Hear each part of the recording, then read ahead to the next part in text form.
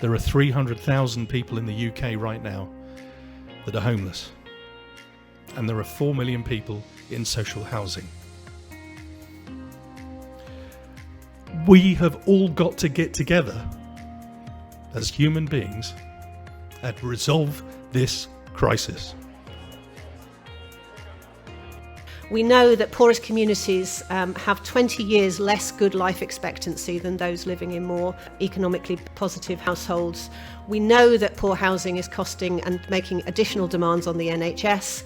And we know that 10 million people are digitally excluded and that 1 in 3 of those are in social housing homes. And that digital inclusion is a really important factor in looking at inequality.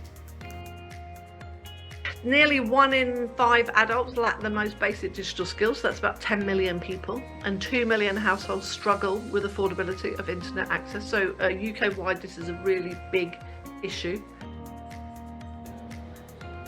Smartline has got some excellent evidence and data. I think though one of the things that it demonstrates is how different ways of working and different data collection can help with prevention. So how you can prevent somebody from asthma exacerbating, how you can help somebody live in their home more successfully and with more well-being, how you can support social connection. But actually those are the things that are most difficult to fund in the system. So we're a system that focuses on crisis and that funds crisis and urgency. We're not a system necessarily that funds prevention.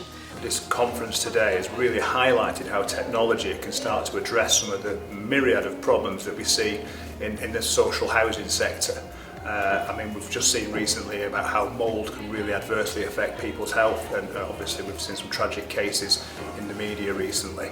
And I think what I've seen today is the way that technology can monitor people's houses and alert them to the problems that they may face, increased humidity in a certain room, the way they use the central heating, the way they use heat in their homes, that can be monitored independently and used to help and work with the tenants and the occupiers for a better outcomes. It's innovation.